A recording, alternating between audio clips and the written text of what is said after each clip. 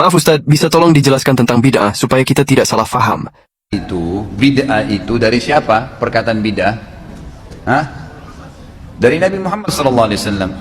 Bukan dari lidahnya dai-dai, bukan. Saya dan teman-teman dai ini hanya menyampaikan hadis Nabi. Kan Nabi bilang, hadis yang terkenal hadis irbat dalam hadis sahih. Alaikum bisunnati wa sunnah khulafa'ur rasyidin mahdina min ba'di addu 'alaiha bin nawajid, gitu kan? Berpegang teguhlah pada sunnahku, semua tuntunanku, kata Nabi, dan tuntunan para khulafa'ur rasyidin, Abu Bakar, Umar, Uthman dan Ali, dan berpegang teguhlah pada sunnah-sunnah itu walaupun dengan harus gigi geraham kalian. Karena Nabi tahu nanti pada akhir zaman ini akan berat orang pegang sunnah Nabi, gitu kan? Akan dicela, akan dihina dan seterusnya. Kemudian beliau mengatakan wa iyyakum wa muhdatsatil umur, dan hati-hati kalian dengan perbuatan-perbuatan yang baru dalam ibadah. Ya, muhdatsat ini begini, perbuatan ibadah yang tidak punya tuntunan wahyu, itu muhdatsat.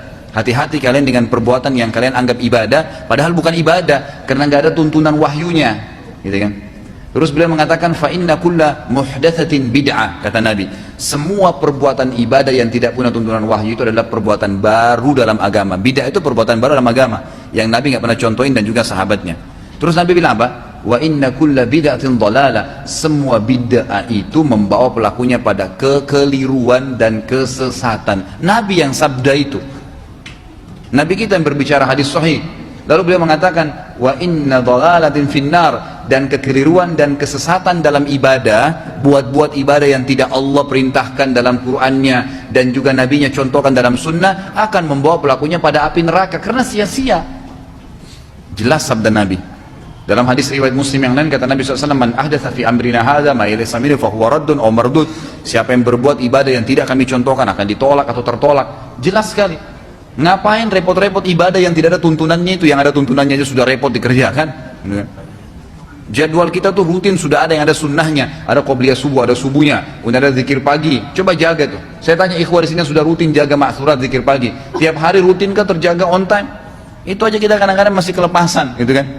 Zikir pagi, habis itu sholat duha. Sholat duha sudah nggak? 8 rakaat, udah dikerjain belum? Sudah rutin belum terjaga? Kemudian sebentar kita bekerja sudah duhur, ada qobliyah duhur, ada ba'diyah duhur, itu sudah rutin. Kemudian sebentar istirahat ada qobliyah asar, ada zikir sore.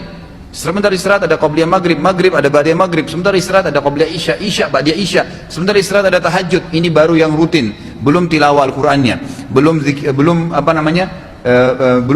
bersedekahnya, belum juga orang sakit, belum bakti dengan orang tua, belum silaturahim, belum banyak. Itu semua ada perintahnya, kenapa nggak dikerjain? Kenapa kok harus repot-repot cari perbuatan bid'ah ini, untuk apa? Gitu. Ngabisin waktu dan tidak diterima, saudaraku, gitu kan? Jadi kalau anda mengingatkan orang masalah bid'ah, kalau anda dikatakan Wahabi,